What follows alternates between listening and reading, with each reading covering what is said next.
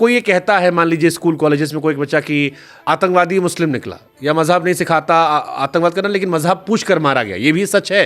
इस्लाम और आतंकवाद तो क्यों ना जोड़े, और आप इसे कैसे पूरे देश में स्पष्ट करोगे? नहीं, देखिए, आतंकवाद और इस्लाम दोनों अपोजिट हैं, ये इसके साथ इसका जोड़ है ही नहीं।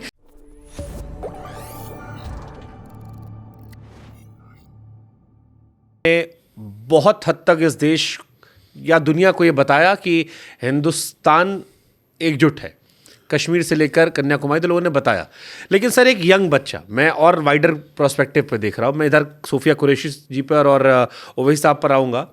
एक यंग बच्चा, पिछली बार भी ये सवाल मैंने आपसे पूछा था कि कई बार इस्लामिक चीज़ों को लेकर या कुछ ऐसी बातें आती जिसको लेकर यंग मुस्लिम बच्चा एम्बैरेस हो जाता है। मैंने ये सवाल आपसे पूछा भी था कि मुझे एक पॉलिटिशियन ने कहा था कि उनके यंग बच्चे जो है वो अपनी आइडेंटिटी को लेकर थोड़ा संकोच करते हैं, नई चीज़ों को लेकर।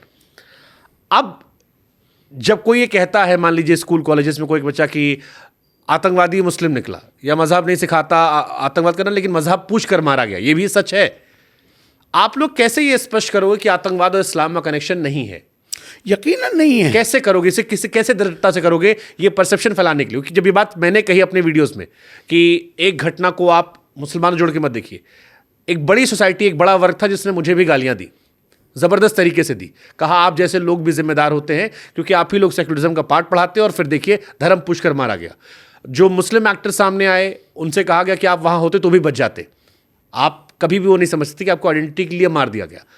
अब एक बड़ा वर्ग ये सवाल उठाता रहता है कि इस्लाम और आतंकवाद तो क्यों ना जोड़े, और आप इसे कैसे पूरे देश में स्पष्ट करोगे? नहीं, देखिए, आतंकवाद और इस्लाम दोनों अपोजिट हैं।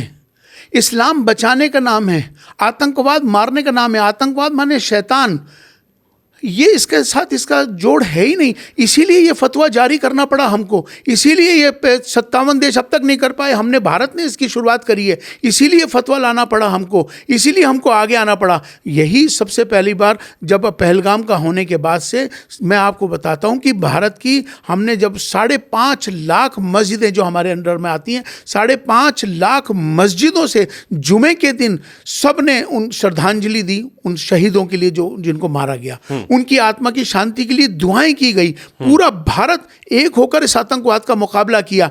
तो लेकिन हाँ, हमारी जिम्मेदारी ज़्यादा इसलिए बनती है क्योंकि इस्लाम के नाम के मानने वाले लोग हैं जो आतंकवादी हैं। अगर हम हमको सबको एक होकर इन आतंकवादियों का मुकाबला करना होगा। इस्लाम से, मज़हब से इनका कोई संबंध नहीं है, ये आतंकवादी हैं, ये ध्यान रख लीजिए। आतंकवादी है, उसका इस्लाम से कोई संबंध नहीं है। इसीलिए हम सब एक होकर इसका मुकाबला कर रहे हैं, इसीलिए ये फतवा जारी हुआ है। इसीलिए हमने कह दिया कि कोई आतंकवादी मारा जाएगा, जनाजे की नमाज नहीं पढ़ाई जाएगी, ना ही उसको दफना दिया जाएगा। इतना बड़ा फैसला क्यों लिया गया? सिर्फ इसीलिए लिया गया कि जो लोगों के अंदर एक बात जो चली गई है उसको सही करने की जिम्मेदारी हमारी है, यकीनन हमारी है, हम इसे करेंगे। तो क्या वो 57 देशों को फर्क नहीं पड़ता इन बातों से? यकीनन, हमने अभी कहा, जिस तरह से अभी तुर्की ने साथ दिया था पाकिस्तान का, और जब ये हमले हो रहे थे अजरबैजान ने साथ दिया। हमने तुर्की को और अजरबैजान को एक बात कही थी कि आज अगर तुर्की या अजरबैजान पाकिस्तान का अगर साथ दे रहे हैं तो मुझे लग रहा है कि वो आतंकवाद का समर्थन कर रहे हैं। और कोई भी पाकिस्तान का साथ देने का मतलब ये है कि हम उसे समझेंगे कि वो आतंकवादियों का समर्थक है। तो अब है सबको अगर इसका, पाकिस्तान आतंकवाद प्रोड्यूस कर रहा है और टर्की या अजरबैजान साथ दे रहे हैं, तो एक तरीके से वो भी आतंकवाद को ही पालन पोषण कर रहे हैं। लेकिन हिंदुस्तान में जब कोई इंसान टर्की की मुखालफत करता है तो उसको एक मुस्लिम वर्ग है जो गालियां देने लगा कि अरे आप लोग बॉयकॉट, टर्की से प्यार हमें है, जबकि वो देख रहे हैं कि टर्की आतंकवाद का समर्थन कर रहा है। तो क्या बॉयकॉट टर्की का आप लोग भी अपील करेंगे? करी हमने बिल्कुल, पूरे तमाम सब ने इसकी करी है मजम्मत कि आप, टर्की ने और अजरबैजान ने ये अच्छा नहीं किया। देखिए, उनके अपने पॉलिटिकल मसले जो भी होंगे, हमें नहीं मालूम है उनके क्या मामलात हैं, लेकिन आज की स्थिति में जिस तरह से अगर वो पाकिस्तान का साथ दिया जिस तरह से, तो आतंकवाद के समर्थक हैं। हमने साफ तौर पे कहा है, और हम ये कह रहे हैं कि अब हम सबको ये फतवा इसीलिए जारी करके ऐलान किया गया है कि हम एकजुट होकर हम इसके लिए मुकाबला करेंगे। और हमने पाकिस्तान के तमाम उलमा को ये बात कर दी है कि अब ये आतंकवाद जो अब वहाँ पल रहा है, जिनको समर्थन दिया जा रहा है, जिनको ट्रेनिंग कैंप बने हुए हैं, अब उनको वो हटाने होंगे। या तो इस्लाम को मानना होगा या आपको आतंकवाद को मानना होगा। अब ये दोनों चीज़ें साथ नहीं चल सकती, या तो आतंकवाद होगा या इस्लाम होगा। तो इसीलिए हमने बात वाज़े तौर पर ये फतवा जारी हो चुका है। क्या भारत के मस्जिदों में, भारत के मदरसों में अब जो बच्चे हैं या जो लोग इबादत करने आते हैं, उनको एजुकेशन के बाद या नमाज के बाद ये बात बतानी चाहिए कि आप लोग भी ये बात समझें कि इस्लाम और आतंकवाद का कनेक्शन नहीं है, ताकि क्योंकि जिनको बहकाया जाता है उनको भी धर्म के नाम पर बहकाया जाता है। 4 फोटोज़ दिखाई जाती हैं और वो धार्मिक लोग ही होते हैं, उनकी धार्मिक भावना प्रबल होती है, कोई एक कमज़ोरी को पकड़कर रेडिकलाइज किया जाता है। आपको लगता है क्या एक अच्छा स्टेप हो सकता है कि अगर स्कूल और मदरसों में उन्हें बताया जाए कि इस्लाम का नाम मारना नहीं है, बचाना है, और जो भी आपको इस्लाम के नाम पर मारने की बात कर रहा है वो इस्लामी नहीं है? जो मदरसों के अंदर पढ़ाया जाता है, आपकी नॉलेज के लिए, उसमें आतंकवाद है ही नहीं, वो इस्लाम है, वो इस्लाम बचाने का इस्लाम है। ये मोहम्मद सल्लल्लाहु अलैहि वसल्लम पूरे रहमतुल्लिल आलमीन है, वो पढ़ाया जाता है। तो ये आतंकवाद का जो शब्द है वो कहीं हमारे कुरान के अंदर, कहीं हदीसों में, कहीं से आप साबित नहीं कर सकते। नहीं, मैं ये कह रहा हूँ इसको एक और ऐड ऑन करना कि जो आतंकवादी मार रहे हैं ये इस्लामिक नहीं है। ये इस्लामिक कैसे हो सकते हैं? ये सर, बुरहान वानी का जनाजा निकला ये था, सब लोग पूरा कश्मीर उस जनाजे में था। हमने इस देश में कितने सारे आतंकवादियों को देखा है कि जब वो अपने यहाँ जाते हैं, उनकी जनाजा निकलता है तो वो भीड़ आती है। तो फिर वो भीड़ कौन सी है? देखिए, कश्मीर के जो मामलात में उनके समर्थन में जो लोग आए वो सेपरेटिस्ट थे या क्या मामलात थे उनके, लेकिन पूरी दुनिया के अंदर इस्लाम और आतंकवाद दोनों अपोजिट हैं।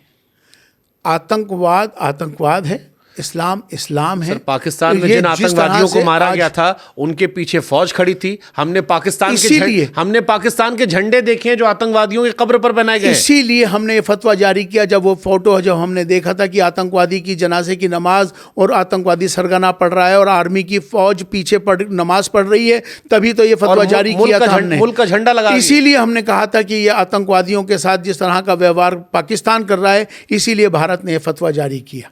आपको क्या लगता है इसके बाद क्या स्टेप होना चाहिए ताकि यूनिटी जो है वापस आ जाए? हालांकि कोशिशें सरकार ने भी खूब की है। अच्छा मैसेज था कर्नल सोफिया कुरैशी को सामने लाना, अच्छा मैसेज था डेलीगेशन जो अपोजिशन का शामिल किया गया, जिसमें उमर अब्दुल्ला या फिर आपके ओवैसी साहब हैं, शशि थरूर, इन लोग को शामिल करना, खासतौर पर उमर अब्दुल्ला और ओवैसी जैसे लोगों का आना बड़ा पॉजिटिव मैसेज मुझे लग रहा था। आप कैसे देख रहे हैं जिस तरह से स्टैंड ओवैसी साहब या फिर उमर अब्दुल्ला ने लिया?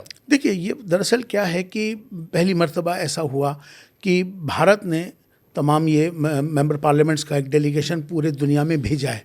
ये बताने के लिए भेजा है कि भारत आतंकवाद से बहुत समय से जूझ रहा है और इस आतंकवाद को ख़त्म करने का अब समय आ गया है। क्योंकि प्रधानमंत्री नरेंद्र मोदी जी ने एक बात साफ तौर पे कही थी कि मैं उस देश के साथ जब तक बात नहीं करूंगा जब तक वो देश आतंकवाद को हमेशा के लिए ख़त्म नहीं कर देता है। अब भारत एक ऐसा देश है जो यूनाइटेड नेशन में जाता है, जिसने हमेशा कहा कि आतंकवाद पूरे विश्व के लिए ख़तरा है।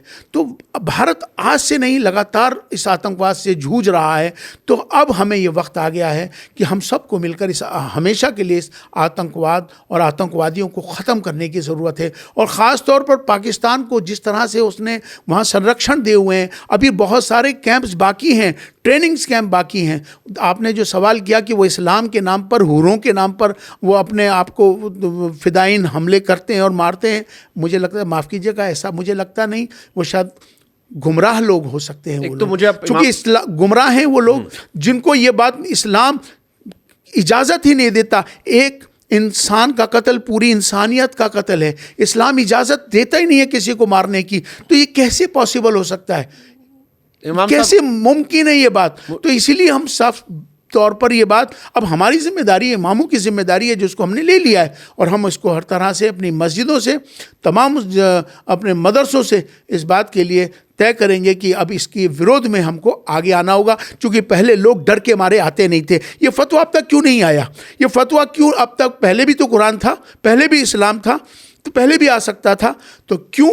क्योंकि मुझे लगता है कि अब ये वक्त आ गया है कि हम सब स्टैंड लेंगे और आतंकवाद और आतंकवादियों के विरोध में और पाकिस्तान के विरोध में हमको खुलकर आना होगा। भारत का एक एक मुसलमान पाकिस्तान के हक में कभी नहीं रहता, लेकिन खामोशी उसकी यह ठीक नहीं थी। अब हम खुल के अब आ आपने चुके एक हैं अच्छा इसके लिए। सवाल दिया मुझे। इस देश में जितने बड़े सितारे हैं, इस देश में कई ऐसे लोग हैं, चलिए मैं स्पेसिफिक आता हूं, जो आपने खामोशी की बात की। अगर इस देश का कोई मुसलमान खामोश रहा इस पूरे घटनाक्रम में और उसे लोगों ने पिंच किया कि तुम क्यों नहीं बोल रहे हो, क्या इस वक्त खामोशी नाजायज थी या बोलना चाहिए था?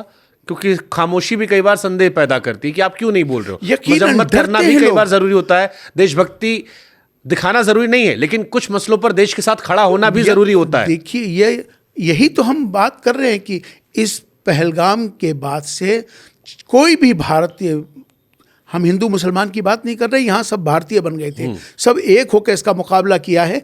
बहुत सारी जगहों से, चूंकि पहले मस्जिदों से इतना ऐलान नहीं हुआ, इस बार 5.5 लाख मस्जिदों से हर जुमे के दिन आतंकवाद के खिलाफ और पाकिस्तान के विरोध में नारे लगाए गए।